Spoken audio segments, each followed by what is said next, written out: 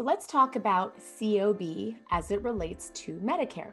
So Medicare has a very specific way about a way that they like to update the patient's insurance information for really one primary benefit, which is actually a pretty great benefit for us as providers and organizations, that we can rely on what Medicare calls their crossover, which means once the patient's COB is updated, their coordination of benefits, they then will, as a courtesy, cross over the claim to the respective party, to the next insurance company in line.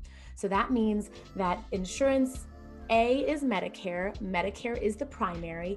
They receive the claim. The patient's already updated their records to reflect that they have a secondary insurance. So the insurance, the patient has already updated their coordination of benefits.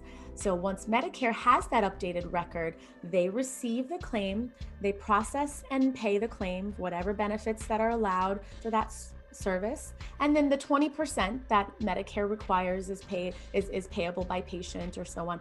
Then that 20% will be crossed over, outlining the details of the claim, as well as the patient responsibility, the amount that Medicare has paid and the patient's responsibility. So all of the details of basically of reimbursement that we would receive on an EOB, that information gets transmitted or sent over to the patient's secondary, the secondary that is on the Medicare record, which is why crossover is so powerful, because it happens electronically. In most instances, it's something that the insurance company can receive in a matter of moments, not even a 24-hour period. And it happens basically very seamlessly. All the data that's needed to process that claim, or most of the data, will say, in some cases, there might be some other things, referrals, authorizations that are required. But the data that secondary insurance carrier requires to process the claim was already received from Medicare electronically. And so it saves us as providers and organizations, it saves us the time of receiving those primary EOBs, attaching them to a secondary claim, and then unfortunately transmitting that in a manual way on paper, or sitting there manually to ensure that the information is keyed properly into the clearinghouse to transmit that secondary claim, if your clearinghouse allows you to submit secondary claims. So it saves a lot of time and effort to have Medicare automatically transmit those claims or cross them over to the secondary payers. So such a huge gift. Thank you, CMS. Thank you for that well thought out process.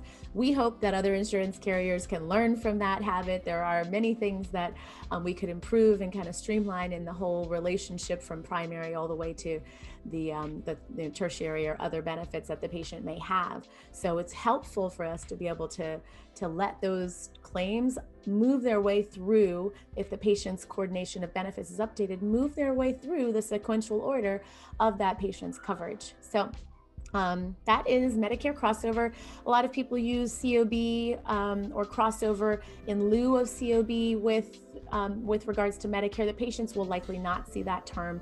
They will need to Medicare will reach out to them and ask them to coordinate their benefits or update their records. They don't use the term crossover when directly patient facing. So helpful for you to know that this is the way that Medicare manages their COB, but the term crossover is really the process by which the primary then sends the claim over to the secondary, that Medicare sends the claim over to the secondary carrier.